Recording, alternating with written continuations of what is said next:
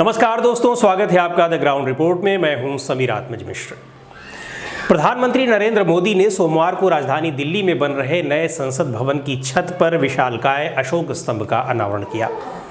ये वही अशोक स्तंभ है जो हमारा राष्ट्रीय प्रतीक चिन्ह है, लेकिन इस अशोक स्तंभ की जिस कांस्य प्रतिमा का अनावरण किया गया उसे लेकर काफ़ी विवाद हो रहा है। सोशल मीडिया में सवाल उठाए जा रहे हैं कि मोदी सरकार ने राष्ट्रीय प्रतीक चिन्ह को ही बदल दिया, खासकर इस प्रतीक चिन्ह में जो 4 शेर दिखाए गए हैं।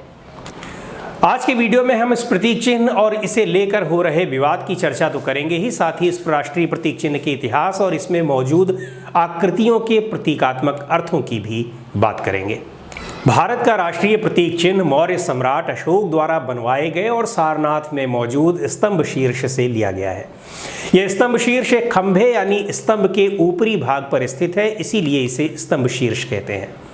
अशोक ने ऐसे कई स्तंभ बनवाए थे जिनके शीर्ष पर अलग अलग आकृतियां अंकित हैं।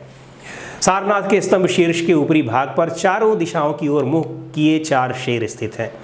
इनके नीचे एक गोलाकार और मोटा आधार यानी बेस है। इस आधार पर 4 पशु अंकित हैं: हाथी, घोड़ा, एक बैल या सांड और एक शेर। हर पशु के बीच में 32 तीलियों वाला एक चक्र बना हुआ है। यह गोलाकार आधार भी एक बेस पर टिका है जो उल्टे कमल के फूल की आकृति के रूप में है, लेकिन इस उल्टे कमल की आकृति को प्रतीक चिन्ह में शामिल नहीं किया गया है। भारत के राष्ट्रीय प्रतीक के रूप में भारत सरकार ने इस स्तंभ शीर्ष को 26 जनवरी 1950 को अंगीकृत किया था, यानी जिस दिन संविधान लागू हुआ। जिस प्रतीक चिन्ह को अपनाया गया है उसमें सामने केवल 3 शेर दिखाई देते हैं, क्योंकि एक दिशा वाला शेर यानी पीछे की ओर जो शेर है वो सामने से देखने पर छिप जाता है। इस प्रतीक चिन्ह के नीचे देवनागरी लिपि में सत्यमेव जयते लिखा है, जिसे मुंडकोपनिषद से लिया गया है। इसका अर्थ है केवल सच्चाई की ही जीत होती है। ये तो बात हुई उस प्रतीक चिन्ह की जिसे भारत सरकार ने अंगीकृत किया है, लेकिन संसद भवन की छत पर जिस प्रतीक चिन्ह का सोमवार को अनावरण किया गया उसे लेकर कई सवाल उठ रहे हैं। विपक्ष के कई नेताओं ने पुराने और नए अशोक स्तंभ की तस्वीरें शेयर की हैं, जिसमें कहा जा रहा है कि पहले अशोक स्तंभ के शेर शांत अवस्था में थे, लेकिन अब वे क्रोध में नजर आ रहे हैं। आम आदमी पार्टी के सांसद संजय सिंह से लेकर टीएमसी नेता महुआ मोइत्रा जैसे कई नेताओं ने इस तरह के ट्वीट किए हैं। इसके अलावा और भी कई लोगों ने इस मामले में सरकार और प्रधानमंत्री पर सवाल उठाए हैं। आम आदमी पार्टी के नेता संजय सिंह ने ट्वीट करते हुए कहा है कि मैं 130 करोड़ भारतवासियों से पूछना चाहता हूं कि राष्ट्रीय चिन्ह बदलने वालों को राष्ट्र विरोधी बोलना चाहिए या नहीं बोलना चाहिए।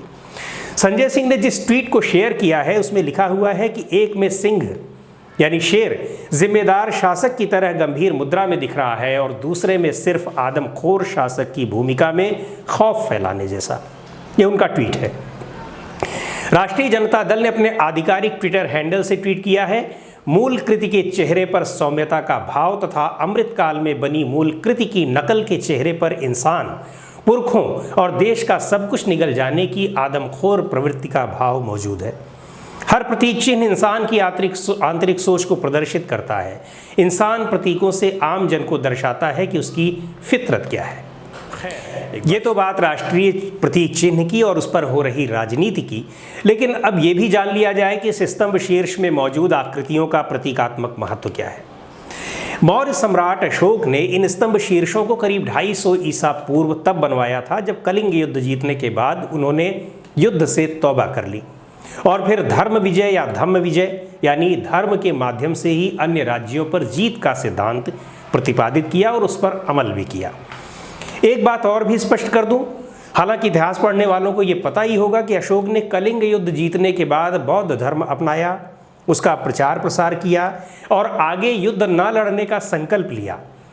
लेकिन ऐसा नहीं था कि संन्यास लेकर और राजा पद छोड़कर किसी मठ में वो चले गए हों। 2073 ईसा पूर्व से लेकर के 2036 ईसा पूर्व यानी मृत्यु पर्यंत अशोक ने शासन किया। तो सारनाथ के जिस स्तंभ शीर्ष को भारत का राष्ट्रीय चिन्ह बनाया गया है वो मौर्य युगीन शिल्पकला का उत्कृष्ट नमूना है। ये शीर्ष और स्तंभ एक ही पत्थर को काट कर बनाए गए हैं, यानी जिस खंभे पर ये शीर्ष रखा हुआ है, जिसके टॉप पर, वो सारे के सारे इसके फलक पर 4 सजीव सिंह यानी शेर पीठ से पीठ सटाए चारों दिशाओं की ओर मुंह किए दृढ़तापूर्वक बैठे हैं। शेरों के तने हुए शरीर की मांसपेशियां, लहलहाते हुए केश और गठीले अंग प्रत्यंग बेहद सूक्ष्मता और गहराई से अंकित किए गए हैं। ये बनाने वाले की खूबी है। दरअसल ये चक्रवर्ती सम्राट अशोक की शक्ति के प्रतीक हैं। इनमें चारों दिशाओं में अशोक के राज्य और धर्म के प्रचार की सूचना मिलती है। इसके अलावा शेरों की उपस्थिति इस बात का भी एहसास कराती है कि बुद्ध शाक्य क्षत्रिय थे, जिनका प्रतीक चिन्ह सिंह था। शेरों के नीचे के फलक यानी बेस पर चारों दिशाओं में जो 4 चक्र बने हुए हैं वो धर्म चक्र प्रवर्तन के प्रतीक हैं। इसी पंक्ति में यानी जो गोलाकार आकृति है बेस में, उसमें 4 पशुओं हाथी, अश्व यानी घोड़ा, बैल और सिंह यानी शेर की आकृतियां हैं और ये सभी चलती हुई अवस्था में है, मोबाइल कंडीशन में है। इनके प्रतीकात्मक अर्थ अलग अलग इतिहासकारों ने अपने तरीके से निकाले हैं। कुछ हिंदू देवी देवताओं से इनके संबंध बताते हैं तो कुछ विदेशी इतिहासकार इनकी तुलना ईरानी शिल्प और वहाँ के प्रतीक चिन्हों से करते हैं। कुछ इतिहासकार इन पशुओं को बुद्ध के जीवन की 4 अवस्थाओं से जोड़ करके देखते हैं। मतलब हाथी उनके गर्भस्थ होने का प्रतीक है, क्योंकि ऐसा कहा जाता है कि जब बुद्ध पैदा हुए तो उनकी माँ ने सपने में एक सफ़ेद हाथी को स्वर्ग से उतरकर अपने गर्भ में प्रविष्ट होते हुए देखा था। ये बौद्ध धर्म से संबंधित तमाम जो पुस्तकें मिलती हैं उनमें इसका जिक्र है। वृक्ष यानी बैल को इसलिए दिखाया गया है क्योंकि बुद्ध की राशि वृक्ष थी। अश्व यानी घोड़ा उनके गृह त्याग का प्रतीक है और शेर तो उनके शाक्य क्षत्रिय होने के प्रतीक है ही। हालांकि इतिहासकार वीएस अग्रवाल इन पशुओं को किसी संकीर्ण दायरे में बांधकर देखने के पक्ष में नहीं हैं। वो कहते हैं कि इन पशुओं की परंपरा सिंधु घाटी की सभ्यता से लेकर 19वीं शताब्दी तक अनवरत मिलती है भारत में। यही नहीं, भारत के बाहर बर्मा, लंका, तिब्बत और कुछ अन्य देशों में भी ये मिलती है परंपरा। लोक संस्कृति में इन सभी पशुओं को मंगल सूचक माना जाता है। अशोक के इन एकाश्मक स्तंभों और उन पर अंकित स्तंभ शीर्ष वास्तुकला की दुनिया में एक अनोखा स्थान रखते हैं। इन पर इतनी चमकदार पॉलिश की गई है कि आज भी शीशे की तरह चमकते हैं।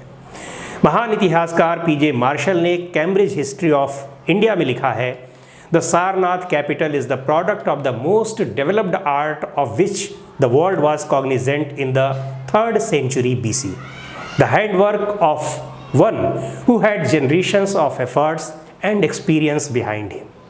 अर्थात सारनाथ का सिंह स्तंभ शीर्ष 3री शताब्दी ईसा पूर्व तक संसार में कला का जितना विकास हुआ था उसमें यह सर्वाधिक विकसित कलाकृति का नमूना है। ऐसा लगता है कि इसे बनाने वालों को पीढ़ियों का अनुभव प्राप्त था। संसद भवन वाला प्रतीक चिन्ह तो आप देखेंगे ही, लेकिन पत्थर के बने सारनाथ के स्तंभ शीर्ष को भी कभी ज़रूर देखिएगा। बनारस के पास सारनाथ स्थित है। अपनी प्राचीन कला पर आप भी गर्व करेंगे। तो दोस्तों, इस वीडियो में इतना ही। अगले वीडियो में फिर मिलेंगे कुछ नए मुद्दों और ज़रूरी बातों के साथ।